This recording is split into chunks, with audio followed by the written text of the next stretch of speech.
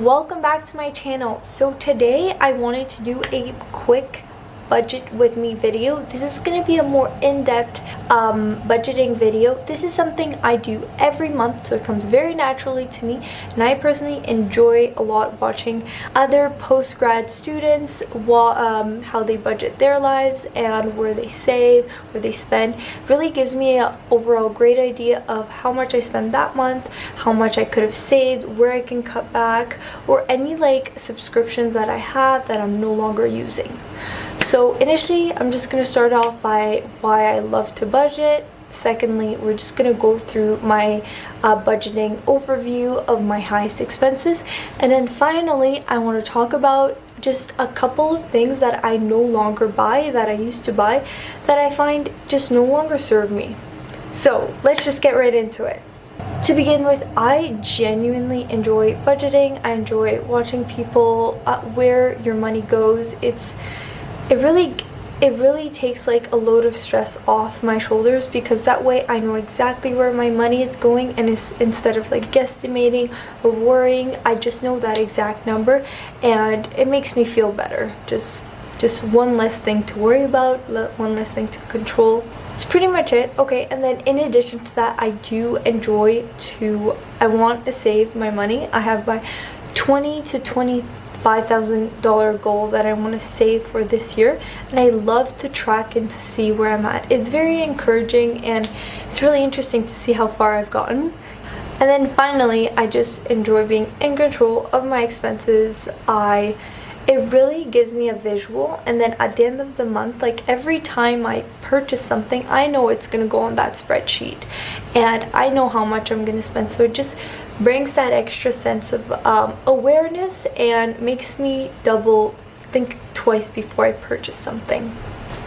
Again, I don't enjoy using those like apps where they track it for you. A little bit old school, but not like too much, where I actually use a spreadsheet and I just type every single expense. What I do is I go through both of my cards. I only have two cards. I have one is the American Express Cobalt one, where they give you 5 times the points for any food and drinks, any restaurants, the food and drink industry, and then also they gave you twice the points on transportation, so any flights, anything of that, they give you twice the points, and then anything else is just once the points. I really love that card. It's great. The only downside is they don't accept Amex at a lot of spots, so that's one thing. Then the other one I have is just a regular TD Visa card, and I just use it when the other one, the Amex, doesn't work. So yeah, that's pretty much it. I just put everything into a spreadsheet and I go from there. Okay, so I'm just gonna do that right now, and then I'll get back to you.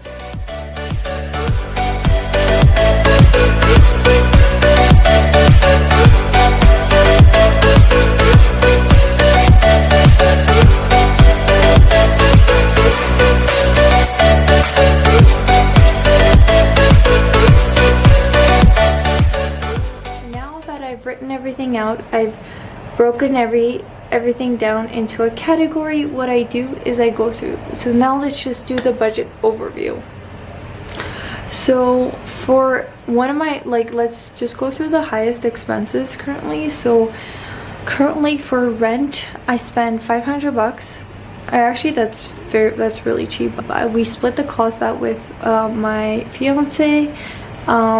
So it's not very expensive. He pays a little bit more just because we started off like that, but I pay for his insurance, so it all evens out.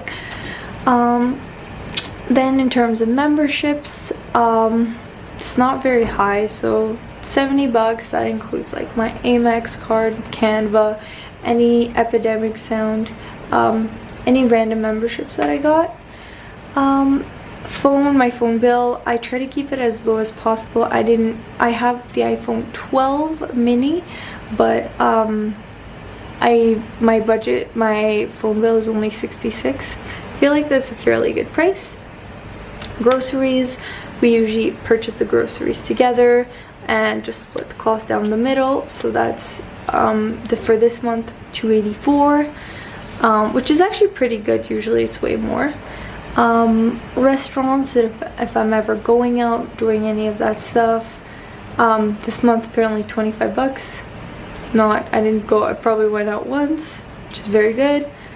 Then coffee, or like any coffee shops or anything, I spent 44 bucks, which is pretty high. I don't know where I went, but sometimes I put other things in there. Coffee is 44 bucks. Alcohol, 55 bucks, and that's for 2 gifts that I purchased. Just 2 bottles of wine. It's pretty good. That's it. Health and wellness, usually that includes just any lashes, any skincare products, any of those things. So I did get my lashes done. It's usually $120, and then that's with tip and everything, and then just another 40 bucks, so 168 for this month. Gas, we are back in the offices, so I am driving every day to work and back, so that's another 88 bucks. My car insurance is not so bad, actually. It was way worse. It's 227.86. I'm in that range where things are very expensive. This is my first car. I'm under 25, so I think like that really affects my insurance. So it's 227. And then entertainment, that's usually any like fun activities that I end up doing. So this month I went to iFly with my sister. That was 84 bucks. I paid for that. And then any like shopping miscellaneous, that's, this month was a lot. I bought a couple of work clothes. That was kind of expensive, so that was 400 bucks. That was a lot.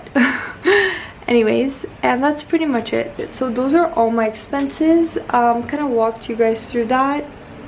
So at the end I add the expenses, so this all equals to 1,989, so almost 2,000. That's pretty much my range. I try to stay under 2 grand a month.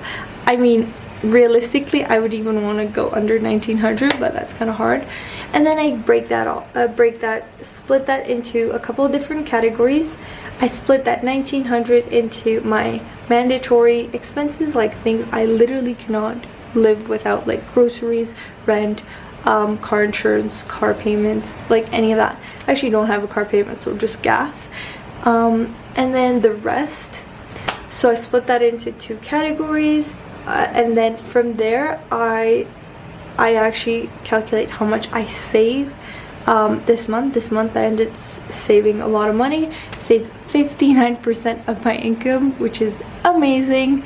Again, I always try to look at this like trying to increase my income and trying to save as much. So I did save almost 60% of my income. And then I do track I want to save 20,000 to 25,000 this year, so I try to like track how far I am along. So I've saved 64% of my goal to get to 20,000. Maybe I really hope I can get to like 22 or 25. That would be amazing, but at least I want to hit that 20 grand. And then again I break down my income, so then I'll just break down all the sources of income that I make and just do that total as well. So that was my budget overview. I hope this was interesting.